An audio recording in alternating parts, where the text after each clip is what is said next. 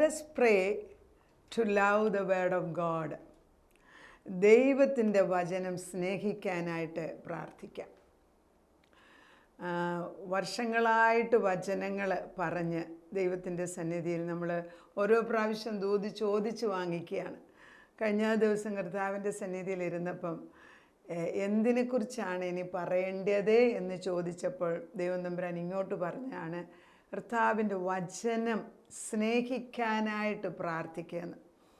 That touch me a lot. അതായത് കർത്താവിൻ്റെ വചനമാണ് നമ്മൾ പറയുന്നത്. കർത്താവിനെ അങ്ങേയറ്റം നമ്മൾ സ്നേഹിക്കുന്നത് കൊണ്ടാണ്, അല്ലെങ്കിൽ നമ്മുടെ ആത്മാവ് ദൈവത്തോട് ചേർന്നുകൊണ്ടാണ് വചനം പറയാനുള്ള കൃപ കിട്ടുന്നത്. ദൈവം അനുവദിക്കാതെ ആർക്കും വചനം കണ്ടിന്യൂസ് ആയിട്ട് പറയാനൊക്കത്തില്ല. 14 കൊല്ലത്തോളം TV തന്നെ പ്രോഗ്രാംസ് അയക്കാൻ ദൈവം വായുമണ്ഡലത്തിലൊരു സ്ഥലം, അല്ലെങ്കിൽ നമുക്കൊരു പ്ലാറ്റ്ഫോം തന്നതുകൊണ്ടാണ് വചനം നാനാഭാഗത്ത് പോകാൻ ഇടയാകുന്നത്. അപ്പോൾ ഞാൻ ഈ വിഷയം എടുത്ത് പ്രാർത്ഥിക്കാൻ തുടങ്ങി. കർത്താവേ, നിൻ്റെ വചനം പറയാൻ, അത് വചനത്തോടുള്ള സ്നേഹം ഇട്ട് തരണമെന്ന്. അത് എനിക്കൊരു ചെറിയൊരു ഗ്രൂപ്പുണ്ട് പ്രാർത്ഥിക്കാൻ വേണ്ടി. അപ്പോൾ നമ്മൾ പ്രാർത്ഥിക്കുമ്പം കാണുന്നത് കർത്താവിന് ഈ ഒരു വിഷയം ഒത്തിരി ഇഷ്ടമായി. കർത്താവിൻ്റെ വിശുദ്ധ ഹൃദയം ഇങ്ങനെ നമ്മുടെ മുമ്പിലോട്ട് ഇങ്ങനെ പൊങ്ങി അങ്ങോട്ട് വന്നിട്ട് കർത്താവ് നമ്മളെ നോക്കി ചിരിക്കുന്നതായിട്ടാണ് ഞാൻ കാണുന്നത്. അത് കഴിയുമ്പം കർത്താവിൻ്റെ ഹൃദയം വന്നു കഴിയുമ്പോൾ നമ്മളിലേക്ക് തീ ഇറക്കിയിട്ട് നമ്മളിലുള്ള ബലഹീന സ്വഭാവങ്ങൾ, നമുക്ക് ജഡസ്വഭാവങ്ങളുണ്ടല്ലോ, because we are living in a fallen world. ആ ജഡസ്വഭാവങ്ങൾ മുഴുവനും സ്വർഗത്തിൽ നിന്ന് അഗ്നി അയച്ച് നമ്മൾ കരിച്ച് കളഞ്ഞു കഴിയുമ്പം നമ്മൾ ശുദ്ധിയാക്കി വെടിപ്പാക്കി പുതിയ വസ്ത്രം ഉടുത്ത് കർത്താവിൻ്റെ സന്നിധിയിൽ കൊണ്ടുപോകും. ഇപ്രാവശ്യം കഴുകിക്കഴിഞ്ഞ് ദൈവം തമ്പുരാൻ ചുമന്ന വസ്ത്രമാണ് ഉടുക്കാൻ തന്നത്. അത് രാജകീയ പദവിയുടെ ഒരങ്കിയായിട്ടാണ് നമ്മൾ കാണേണ്ടത്. ദൈവവചനം പറയാൻ, സ്നേഹിക്കാൻ ഒരു പ്രത്യേക പ്രാർത്ഥന ഇങ്ങോട്ട് പറയിപ്പിച്ചു. നമ്മളത് വെച്ച് പ്രാർത്ഥിച്ച് കഴിഞ്ഞപ്പം ദൈവത്തിൻ്റെ സന്തോഷം. അത് കഴിഞ്ഞ് നമ്മളെല്ലാവരെയും കൂടെ കർത്താവ് സ്വർഗത്തിൽ പിതാവിൻ്റെ അടുക്കലേക്ക് കൊണ്ടുപോയി വലിയൊരു ബാങ്ക്വറ്റ് ഹോൾ, അതായത് വലുതായിട്ടുള്ള ഒരു വിരുന്ന് സദ്യ ഒരുക്കി നമ്മളെ ഭക്ഷണം ധരിപ്പിക്കുന്നതായിട്ടാണ് ഈ പ്രാവശ്യം കാണുന്നത്. ഇനി തൊട്ടുള്ള വചനങ്ങൾ, ഇതുവരെയുള്ള വചനങ്ങളെക്കാട്ടിലും ശക്തമേറിയ വചനങ്ങളാണ് കടന്നു വരുന്നത്. കാരണം ഓരോ വചനങ്ങളും നമ്മൾ പലതരത്തിലാണ് നമ്മൾ ഡൈജസ്റ്റ് ചെയ്യുന്നത്. ഒന്നാമത് നമ്മൾ കൊച്ചു ശിശുവിനെ പോലെ അമ്മയുടെ ബ്രസ്റ്റ് മിൽക്ക് അല്ലെങ്കിൽ മുലപ്പാൽ കുടിക്കുന്ന സ്റ്റേജ് ആയിരിക്കും. കുറച്ച് കഴിയുമ്പോൾ നമ്മൾ കുറച്ചും കൂടെ കട്ടിയുള്ള മിൽക്കോ അല്ലെങ്കിൽ എന്തെങ്കിലും ദ്രവരൂപത്തിൽ നമ്മൾ പിന്നെയും കുടിക്കാൻ തുടങ്ങും. കുറച്ച് കഴിയുമ്പം നല്ല കട്ടിയുള്ള ഭക്ഷണം കഴിക്കാൻ തുടങ്ങും. അങ്ങനെ കട്ടിയുള്ള ഭക്ഷണം കഴിക്കണമെങ്കിൽ that means we are becoming mature. അപ്പം വർഷങ്ങളായിട്ട് വചനം കേൾക്കുന്ന ഭവനങ്ങളിലേക്ക്, എൻ്റെ വചനങ്ങളായി ഞാൻ ഈ പറയുന്ന വചനം കേൾക്കുന്ന കുടുംബങ്ങളിൽ ഒരു റലം അല്ലെങ്കിൽ സ്ഥിതി മാറ്റം ഉണ്ടാകാൻ പോവുകയാണ്. അപ്പം കർത്താവിൻ്റെ വചനം എടുക്കാൻ പറഞ്ഞത് പ്രാർത്ഥിച്ചു കഴിഞ്ഞപ്പം എല്ലാവരും കർത്താവിൻ്റെ സന്നിധിയിൽ ഇരുന്നാൽ എവിടെ കർത്താവ് കൂടുന്നുണ്ടോ അവിടെയെല്ലാം തൻ്റെ സ്വർഗീയ വചനങ്ങൾ ആത്മാവിൻ്റെ ഭക്ഷണമായി നമുക്ക് തരും. ഈ 2 തിമോത്തി 4:2 വാക്യമുണ്ട്, വചനം പ്രസംഗിക്കുക, സമയത്തിലും അസമയത്തിലും ഒരുങ്ങി നിൽക്കുക, സകല ദീർഘക്ഷമയോടും ഉപദേശത്തോടും കൂടെ ശാസിക്കുക, തർജ്ജനം ചെയ്യുക, പ്രബോധിപ്പിക്കുക. വചനം പ്രസംഗിക്കുക എന്നും എല്ലാ സമയത്തും നമ്മൾ ഒരുക്കമായിട്ടിരിക്കണമെങ്കിൽ അതും ദൈവവചനവുമായിട്ടുള്ള കണക്ഷൻ മാറിപ്പോകരുത്. ആ മാറാതിരിക്കണമെങ്കിൽ എൻ്റെയും കേൾക്കുന്ന നിങ്ങളുടെയും ഹൃദയത്തിലെ ദൈവാത്മാവിനോടുള്ള ആ ബന്ധം വീണ്ടും നമ്മൾ ഉറപ്പിക്കുകയാണ്. അത് ദിനംപ്രതി ചെയ്യണം. ഇന്നലത്തെ മന്ന പോരാ ഇന്ന്. അതുകൊണ്ടാണ് കർത്താവ് പലപ്പോഴും എന്നോട് പറയും, ഗീവ് ദം ഫ്രഷ് മന്ന, ദിനംപ്രതി പുതിയ മന്ന കൊടുക്കാൻ. ഈ വേദപുസ്തകം നമ്മൾ വായിക്കും തോറും ഇതിൽ നമ്മളെ ഒരേ വചനങ്ങളാണ് എടുക്കുന്നെങ്കിലും ഇതിൽ ആഴമായിട്ട് ഇറങ്ങുവാൻ തക്കവണ്ണം നമ്മളെ ദൈവം അനുഗ്രഹിക്കുന്ന ഒരു പദവിയിലേക്ക് നമ്മൾ കയറുന്നിപ്പോൾ. അപ്പോൾ ഞാൻ ഈ പ്രാവശ്യം എടുക്കാൻ പോകുന്നത് ദൈവവചനത്തിൻ്റെ സ്നേഹം, ദൈവവചനത്തോടുള്ള സ്നേഹം. ദൈവം നമ്മളെ സ്നേഹിക്കുന്നതിൻ്റെ ഇൻഡിക്കേഷനാണ് ദൈവത്തോട് നമുക്ക് വചനം സ്നേഹിക്കാൻ യാചിക്കുന്നത്. അങ്ങനെ ആകുമ്പം ഈ 2 തിമോത്തി 3:16 ഈ കുറേ ദിവസങ്ങളിലേക്ക് മെയിനായിട്ട് എടുക്കുന്നത്. അതിൽ വളരെ ഡെപ്തുണ്ട്, ഒത്തിരി ആഴമുണ്ട്. 2 തിമോത്തി 3:16 എല്ലാ തിരുവെഴുത്തും ദൈവശ്വാസീയമാകയാൽ ദൈവത്തിൻ്റെ മനുഷ്യൻ സകല സൽപ്രവൃത്തിക്കും വക പ്രാപിച്ച് തികഞ്ഞവനാകേണ്ടതിന് ഉപദേശത്തിനും ശാസനത്തിനും ഗുണീകരണത്തിനും നീതിയിലെ അഭ്യാസത്തിനും പ്രയോജനമുള്ളത് ആകുന്നു. അപ്പോൾ എല്ലാം ദൈവം പറയുന്ന വചനം പഴയ നിയമം തൊട്ട് ഉൽപ്പത്തി തൊട്ട് പുറപ്പാട് വരെ മനുഷ്യർക്ക് തന്നിരിക്കുന്ന മാനുവൽ അല്ലെങ്കിൽ ഇൻസ്ട്രക്ഷൻസ് ആണ്. നമ്മൾ ഏതൊരു കാര്യം സാധനം വാങ്ങിച്ചു കഴിയുമ്പം അതിന് ഇൻസ്ട്രക്ഷൻ അനുസരിച്ച്, ഇപ്പം നമ്മുടെ കയ്യിൽ എല്ലായിടത്തിലുള്ള മൊബൈൽ, അതിനൊരു ഇൻസ്ട്രക്ഷൻ ഉണ്ട് ഓരോന്നിനും. അത് നമ്മൾ വെള്ളത്തിൽ കൊണ്ടിട്ട് അത് പിന്നെ വർക്ക് ചെയ്യത്തില്ല. അതുപോലെ തന്നെ നമ്മളെ ദൈവം സൃഷ്ടിച്ച നമ്മളെക്കുറിച്ച് ദൈവത്തിന് നല്ലതായിട്ട് നമ്മളെങ്ങനെയാണ് ജീവിക്കേണ്ടത്, ഓരോ സമയത്ത് എങ്ങനെ ഇടപെടണം, എങ്ങനെ ജയജീവിതം നയിക്കണം, ഇതെല്ലാം ഇതിനകത്ത് എഴുതി വെച്ചിട്ടുണ്ട്. അത് നമ്മൾ പഠിക്കുന്ന അനുസരിച്ച് നമുക്ക് അനുഗ്രഹത്തിൻ്റെ വാതിൽ തുറക്കത്തുള്ളൂ. ഞാൻ ഈ ദൈവത്തോട് അടുത്തിരിക്കുന്നവർക്ക് ഒത്തിരി പ്രയാസം വരുന്നതെന്ന് പലരും പറയുന്നത് ഞാൻ കേൾക്കാറുണ്ട്.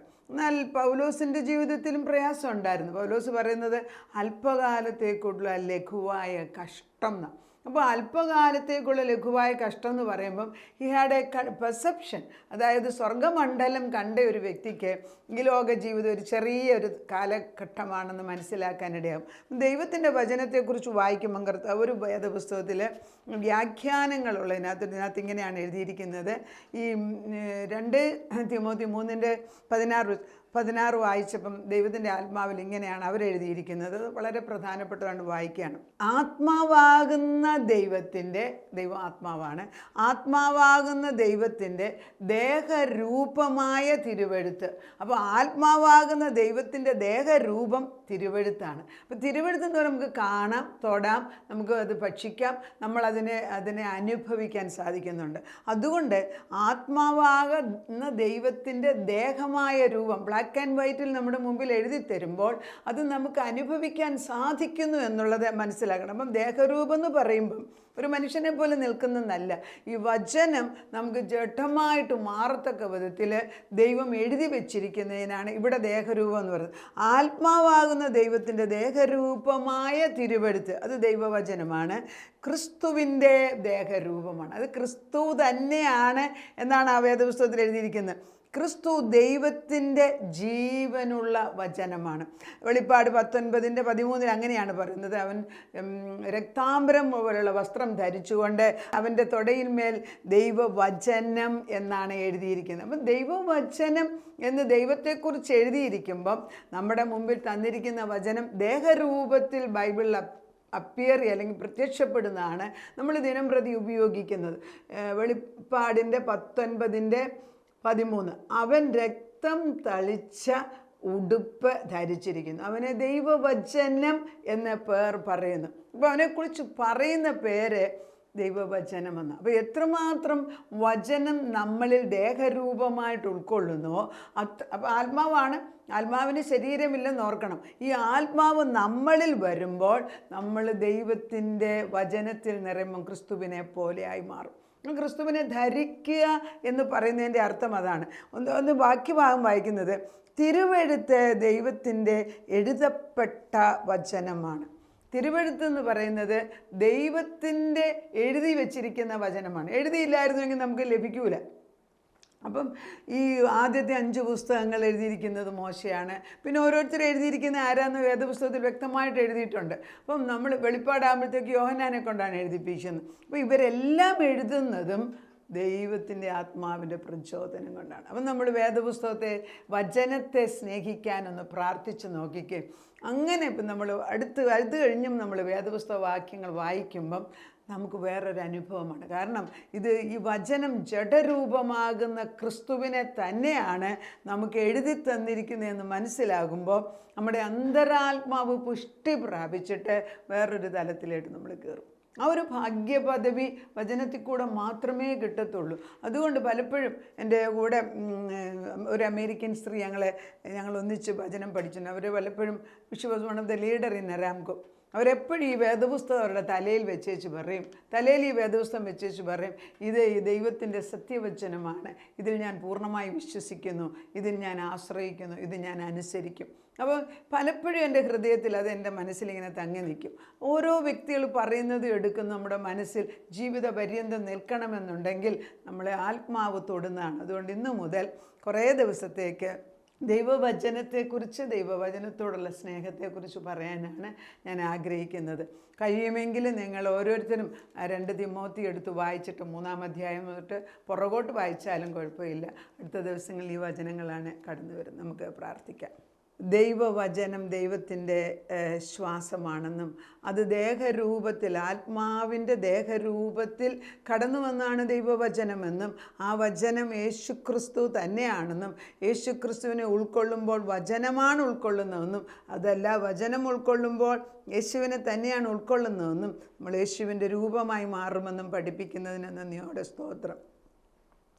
ഓരോ ഭാരങ്ങൾ വരുമ്പോൾ ഓടി അലഞ്ഞ് നടക്കുന്ന മക്കൾ ഈ വേദപുസ്തകത്തിൻ്റെ വാക്യങ്ങളൊന്ന് എടുത്തു വായിക്കുമ്പോൾ നേരിട്ട് അവരുടെ കണ്ണിൽ നിന്ന് മുതൽ യേശു തന്നെ പ്രത്യക്ഷപ്പെടണം. കർത്താവ്, എത്ര പറഞ്ഞാലും ചിലർക്ക് മനസ്സിലാകത്തില്ല. ഞങ്ങളെല്ലാം ലോകത്തിൽ ജീവിക്കുന്ന മനുഷ്യരല്ലേ, അതുകൊണ്ട് നിനക്ക് മനസ്സലിവ് തോന്നിട്ട് ഈ വചനം ഇന്ന് തൊട്ട് കടന്നു വരുമ്പോൾ നിൻ്റെ ദേഹരൂപമായ പ്രത്യക്ഷത അതാണ് ഈ വചനമെങ്കിൽ, കർത്താവേ വചനത്തിൻ്റെ പൊരുൾ ക്രിസ്തു തന്നെയാണ് എങ്കിൽ ക്രിസ്തുവിനെ മനസ്സിലാക്കാൻ തക്കവണ്ണം അടുത്തിരുന്ന് കേൾക്കാനും അത് പഠിച്ചെടുത്തിട്ട് ഞങ്ങൾക്ക് പുഷ്ടി പ്രാപിപ്പാൻ ദൈവനാമത്തിൽ അനേകർക്ക് മറ്റുള്ളവർക്ക് പകർന്നു കൊടുക്കുവാനും ഇടയാക്കണമെന്ന് പ്രാർത്ഥിക്കുന്നു. പകൽ സൂര്യൻ ഉച്ചയ്ക്ക് കത്തി നിൽക്കുന്നത് പോലെ ഞങ്ങളുടെ ഹൃദയത്തിലേക്ക് നിൻ്റെ വചനം കത്തി നിൽക്കണമെന്ന് പ്രാർത്ഥിക്കുന്നു. ഈ വചനത്തിന് വിപരീതമായ ഒരു കാര്യങ്ങളിലും ഞങ്ങളോ ഞങ്ങളുടെ തലമുറകളോ പോകാൻ ഇടയാക്കാത്തവണ്ണം വേലികെട്ടി തരണമെന്ന് പ്രാർത്ഥിക്കുന്നു. നാഥൻ അതിന്ന് മുതൽ ചെയ്യാൻ തക്കവണ്ണം ദൈവദൂതന്മാർ ഊരിപ്പിടിച്ച വാളുമായിട്ട് ഓരോ ഭവനത്തിന് ചുറ്റും ഇറങ്ങി വന്ന് നിൽക്കുന്നതിനാലും വേലി കെട്ടുന്നതിനാലും നന്ദിയോടെ സ്തോത്രം ചെയ്യുന്നു. നാഥ, നീ ഇത്രമാത്രം ഞങ്ങളെ സ്നേഹിക്കുന്നതിനാൽ ഞങ്ങൾക്ക് നിൻ്റെ സ്നേഹം അറിയാനുള്ള ആഗ്രഹം വരുമ്പോൾ വചനത്തെ സ്നേഹിക്കാൻ കൂടെ നീ പഠിപ്പിക്കുന്നതിന് നന്ദിയോടെ സ്തോത്രം. പ്രാർത്ഥന കേട്ട് ഞങ്ങളെ ഒരു പുതിയ വഴിയിലേക്ക് കൈപിടിച്ച് നടത്തുന്നതിന് നന്ദി പറയുന്നു.